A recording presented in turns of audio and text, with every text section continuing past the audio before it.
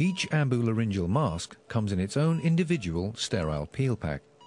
Several sizes are available for both children and adults. Choice of size is usually dictated by the patient's weight.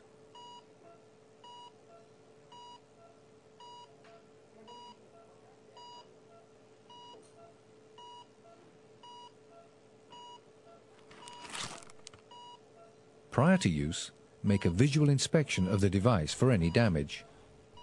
Inflate and deflate the device and make sure it is functioning properly. If necessary, press the mask against the flat surface when deflating to eliminate wrinkles and folds on the cuff. The mask should be lubricated on the distal posterior side of the cuff, using, for instance, a sterile water-based lubricant.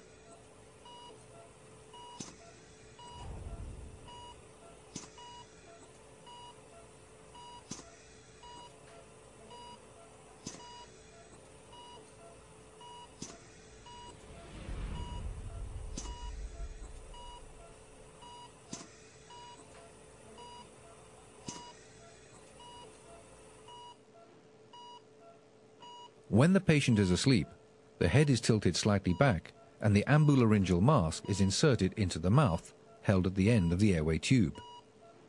The anatomically correct bend in the tube ensures that the ambularyngeal mask glides easily into position without twisting and without having to put tools or fingers in the patient's mouth. There are many other insertion techniques in current use. Please insert the ambularyngeal mask according to the specific techniques recommended by your institution. The cuff is now gently inflated so that it forms a seal against the airway wall. The goal is to use as little pressure as possible to avoid trauma, for example, due to ischemia. By ventilating the patient manually while inflating the cuff, it is easy to hear when the airway is properly sealed. Because the ambularyngeal mask features an extra thin cuff, it easily conforms to the shape of the wall with exceptionally low intracuff pressure. The ultra-thin pilot balloon on the inflation line provides a precise tactile indication of the degree of inflation. Here, you can see exactly how the ambularyngeal mask is positioned in the patient's airway. The patient can now be attached to the ventilator. The clear inspection window in the airway tube allows you to visually monitor the ventilation and see condensation.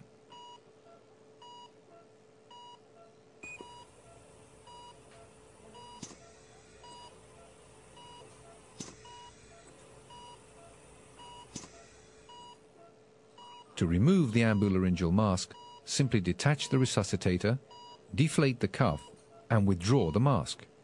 It must now be disposed of.